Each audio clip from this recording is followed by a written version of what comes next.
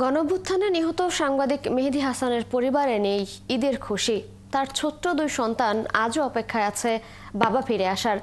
ঈদের সময়টাই কেউ এই পরিবারটির খোঁজ রাখেনি। মেহেদীর জীবনসঙ্গী পপির প্রশ্ন, সব মানুষের কথা বলে যে সাংবাদিক, তার পরিবারের খোঁজ গেল ৮ মাসে কজন নিল? আরও জানাচ্ছেন Shahnaz Sharmin. Colour expert, George sap এবং মাইল্ড অন হ্যান্ডস টেকনোলজি সমৃদ্ধ অরিক্স ক্রিস্টাল ওয়াশ আপনার লন্ড্রি এক্সপার্ট। ঢাকার অদূরে কেরানীগঞ্জের বোরহানীবাগের বাসাটিতে ঈদ এসেছে শূন্যতা আর বেদনার হাহাকার নিয়ে। এক রুমের এই বাসায় আর কখনোই ফিরবে না ঢাকা টাইমসের সিনিয়র রিপোর্টার মেহেদী হাসান। ছবি হয়ে যাওয়া মেহেদীকে বারবার ছুঁয়ে দেখে ৪ বছরের অবুঝ শিশু নিশা।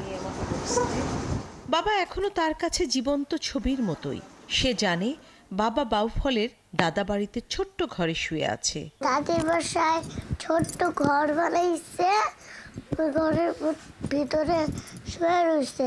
মেহেদী আর পপির ৭ বছরের সংসারে অর্থবিত্ত ছিল না, কিন্তু সুখের কমতি ছিল না। বাবু থাক আপনার কাছে, আমরা একটু ঘুরে আসি, অনেকদিন যাবত ঘুরতে যাই না।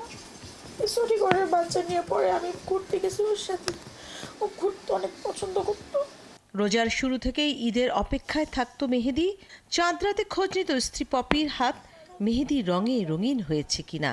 আমার এরকম ঈদ কখনোই যায় নাই, আমি কখনো হাত খালি থাকে নাই। আমার যদি একটু দেখতো যে আমার হাত খালি, বলতো কি ব্যাপারে এখনো মেহেদি পড়ো নাই কেন, কাজ ফলাও আগে মেহেদি পড়ো। কিন্তু আমার এবার পুরো হাত ফাঁকা, কেউ আমাকে বলে নাই তোমার হাত ফাঁকা কেন, তুমি মেহেদি পড়ো নাই কেন। রাত জেগে মেহেদীর পছন্দের রসমালাই বানাতো পপি, সেটি হয়তো আর কখনোই বানানো হবে না।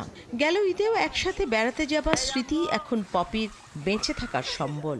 বেতন পাইছে, কোথায় কি লাগবে সে খরচটা ই করে, যদি আমাদের কাছে অল্প কিছু টাকাও থাকতো আমরা খেতাম না বাইরে, কিন্তু ঘুরতাম প্রচুর।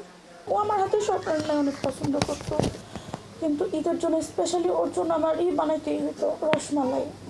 বন্ধু অন্তপ্রাণ মেহেদী বন্ধুদের নিয়েই মেয়ের জন্মদিন, বিয়েবার্ষিকীর আয়োজন করতেন। জুলাইয়ের পর মেয়েদের জন্মদিন, মার্চে বিয়েবার্ষিকী, সবই নীরবে চলে গেল, কেউ খোঁজ রাখেনি। ও নিজের জীবনটা দিয়ে দায়িত্বটা পালন করে গেছে, কিন্তু ও চলে যাওয়ার পর ওর সন্তানের দায়িত্বটা কে নিবে?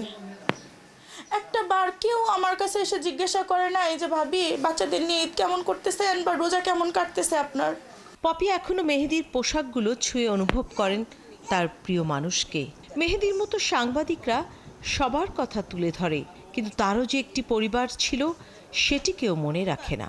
একটা সাংবাদিক অন্যরা কি অবস্থায় আছে, কার কি হইলো না হইলো, সে সব খোঁজটা রাখে, কিন্তু একটা সাংবাদিকের যে কি হইলো, তাদের কি অবস্থা, তাদের মৃত্যুর পর তাদের সংসার কিভাবে চলবে, এই খোঁজটা কেউ নেয় না।